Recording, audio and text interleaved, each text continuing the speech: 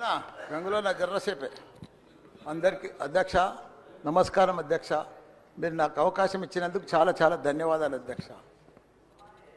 నాకు ఏం చేయాలనో ఎట్లా చెప్పాలనో ఏం చేయాలనో అర్థమైతే లేదు అధ్యక్ష. నేను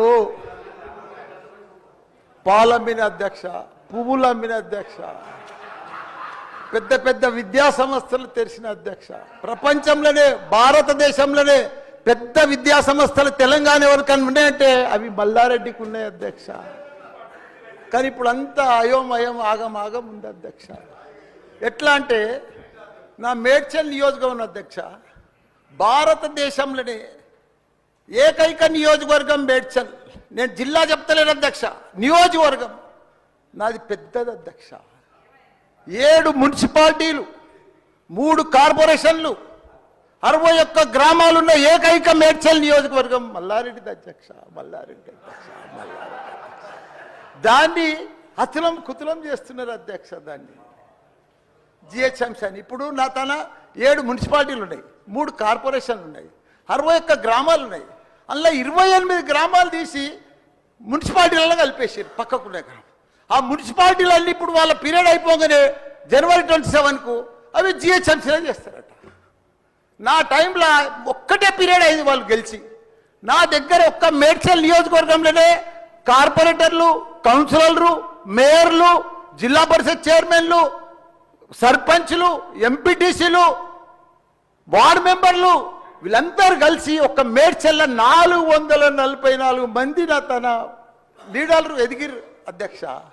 ఇవాళ వాళ్ళంతా మటాష్ అయిపోయారు. మొత్తం సగం మంది కాంగ్రెస్లకే వచ్చారు. అయోమయంలో పడిపోయారు వాళ్ళు మొత్తం కాంగ్రెస్లో. ఎందుకంటే మళ్ళీ ఎలక్షన్స్ వస్తాయి, మళ్ళీ మున్సిపల్ ఎలక్షన్స్ వస్తాయి, మళ్ళీ సర్పంచ్ ఎలక్షన్ వస్తాయి అంటే మున్సిపల్ లేదు, కౌన్సిలర్ లేరు, అన్ని జీవాలు కూడా వచ్చేసినాయి అధ్యక్ష. ఆల్రెడీ మున్సిపాల్లో గ్రామాలు కలిసిపోయినట్టు, మళ్ళా గ్రామాలని మున్సిపాల్ కూడా అన్ని జిహెచ్ఎంసీలో కలిసినట్టు. ఒకటి అధ్యక్ష, కలుపుని తప్పు లేదు. 9 మున్సిపాలిటీలు అప్పుడు సరౌండింగ్ షేర్లింగంపల్లి కానీ కొద్బుల్లాపూర్ కానీ ఇవన్నీ కలిపినప్పుడు ఏమీ లేదు. ఇప్పుడు మా తాన కూడా మున్సిపాలిటీలలో ఇప్పుడిప్పుడే ఈ 5 ఏళ్ళనే డెవలప్ చేసినాం మేము. కానీ ఇప్పుడు ఇప్పటికి ఇంకా గ్రామీణ వాతావరణమే ఉంది, ఇంకా పొలాలే ఉన్నాయి, ఇంకా సరిగా బాత్రూమ్లు కూడా సరిగా లేవు ప్రజలకు, ఇంకా పెంకిటిల్లే ఉన్నాయి. అవన్నీ కూడా జిహెచ్ఎంసీలో కలిపితే పరిస్థితి ఇప్పుడు బంజారాల్లో జూబ్లీహిల్స్లో అదే ట్యాక్స్ ఉంటుంది, మా గ్రామాలలో అదే ట్యాక్స్ ఉంటుంది అధ్యక్ష. ఈ పైసలన్నీ కూడా తీసుకుపోయి ఏదైనా పెద్ద పెద్ద ఫ్లైఓవర్లు వేయాలన్నా ఏది వేయాలన్నా మళ్ళీ జూబ్లీహిల్స్ బంజారాలని ఖర్చు పెడతారు అధ్యక్ష. మా పుణ్యాన్ని మా మున్సిపాలిటీలో అట్లనే ఉండని, ఇంకో పీరియడ్ ఉండని, ఇంకో 2 ఉండని. శ్రీధర్ బాబు గారు మా సీఎం కూడా చెప్పండి, మీరు దయచేసి ఈ సభ ద్వారా మా మున్సిపాలిటీలో ఇంకో పీరియడ్ ఉంటే మంచిగా అవుతుంది. ఎందుకంటే గ్రామీణ ప్రాంతాలు ఉన్నాయి, ఇంకా వ్యవసాయాలు ఉన్నాయి, ఇంకా పెంకటిళ్ళు ఉన్నాయి. మనం ఇప్పుడు అన్నీ కూడా జిహెచ్ఎంసీలో కలిసినట్టు. నాకు గ్రామర్ రూరల్ లేదు, ఎంపీటీసీ లేదు, సర్పంచ్ లేడు, కౌన్సిలర్ లేడు, ఓన్లీ కార్పొరేటర్. అది కూడా 20-30 వేలకు ఒక్కరు అవుతారు. 444 మంది పోయి 40 మంది కూడా గారు 8-10 మంది అవుతారు నా నియోజకవర్గం. 6,48,000 ఓట్లు ఉన్నాయి అధ్యక్ష. అది అయిపోయిందా? ఈ పార్టీకి అయిపోయింది. దయచేసి అది చెప్పినా మీకు అంత మనవించుకున్నా. హైడ్రా భారతదేశంలోనే మన హైదరాబాద్ అంటే, తెలంగాణ రాష్ట్రం అంటే ప్రపంచమంతా మోగిపోయింది అధ్యక్ష. ఐటీ రంగంలో కానీ, ప్రతి ఒక్క డెవలప్మెంట్లో కానీ, ప్రతి దాంట్లో కూడా హైడ్రా వచ్చినాక ఒక్కసారి హైడ్రా ఏం పెద్ద తప్పు పని చేయలే. కానీ హైడ్రా వచ్చినాక ఒక భయాందోళనతో మొత్తం కుప్పగొలిపోయింది అధ్యక్ష. హైదరాబాద్ సిటీ దిష్టి తగిలిపోయింది అధ్యక్ష. నువ్వేమన్నా అనుకో, ఎందుకంటే నాకు పెద్ద ల్యాండ్ బ్యాంక్ ఉంది, నాకు పెద్ద విద్యా సంస్థలు ఉన్నాయి, నాకేం నష్టం లేదు, నేనేం ఎఫ్టీఎల్లో లేను, బఫర్ జోన్లో లేను. నేను జనరల్గా చెప్తున్నా, అభివృద్ధి అమెజాన్, గూగుల్, ఫేస్బుక్, యాపిల్ లాంటి కంపెనీలు అమెరికా తర్వాత ఇక్కడ మన హైదరాబాద్ తెచ్చిండు మన కేటీఆర్ అధ్యక్ష. హెడ్ క్వార్టర్స్ ఈయనే ఉండే అధ్యక్ష. ఐటీలా మనం కర్ణాటక బెంగళూరు మించినాం అధ్యక్ష. 9 లక్షల మంది ఉద్యోగాలు చేస్తున్నారు, ఐటీ ఉద్యోగాలు. పెద్ద పెద్ద ప్రపంచం అంతా కూడా హైడ్రా తీసుకొచ్చి పెద్ద పెద్ద వాళ్ళకు బుగులు పట్టిపోయింది అధ్యక్ష. గరీబ్ వాళ్ళు అయితే గుండెలు వలిగిపోయినాయి అధ్యక్ష. మరి అది ఎందుకు తెచ్చిర్రో ఏమో మళ్ళీ నాకు అర్థం కాదు. ఇప్పుడు ఒకటి అధ్యక్ష, ఇప్పుడు నాయే కొన్ని ఎఫ్టీఎల్ ఉన్నాయనుకో, ఎగ్జాంపుల్ చెప్తా శ్రీధర్ బాబా.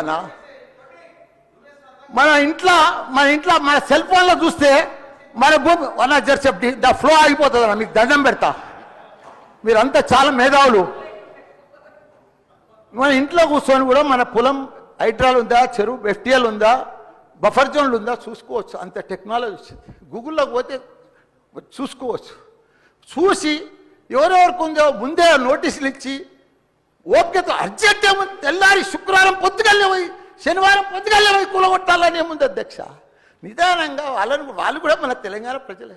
వాళ్ళంతా కూడా మీరు ఓటేస్తేనే మనం మంత్రిలో కూర్చున్నాం. మనం అంత ఆదల బాగా ఆధార్ చేసేది, టెన్షన్ చేసేది ఏం అవసరం. మంచిగా నోటీస్ ఇచ్చి బాబు చేంజ్ చేసుకో, మార్చుకో, చూసుకో, నీకు ఇది ఇస్తాం, గరీబోడు ఉంటే ఇది ఇస్తాం, ఈ బెడ్రూమ్లకు అని నిమ్మడంగా చేస్తే అయిపోయాయి కదా. ఇంకా 4 ఏళ్ళు ఉంది కదా మీకు. ఈ ఏడాదిలోనే ఫస్ట్ ఇయర్లో చేయాలని ఏముంది, అన్ని కొన్ని చేసుకుంటా వండి. రియల్ ఎస్టేట్ అయితే అధ్యక్ష రియల్ ఎస్టేట్ అయితే కుప్ప కూలిపోయింది. ఏదైనా పెళ్లికి అమ్ముదామన్నా కొంటలేరు ఎవరు, పైసల రొటేషన్ లేదు, వ్యాపారాలు లేవు, బిజినెస్లు లేవు, ఏమీ లేవు అధ్యక్ష. దయచేసి మీరన్నీ కూడా ఆలోచన చేయాలని మంత్రులు కూడా ఉన్నారు. అందరికి కూడా చెప్తున్నా, అందరికి కూడా దండం పెట్టి చెప్తున్నా. Thank you. ఒక్క నిమిషం మాట్లాడండి.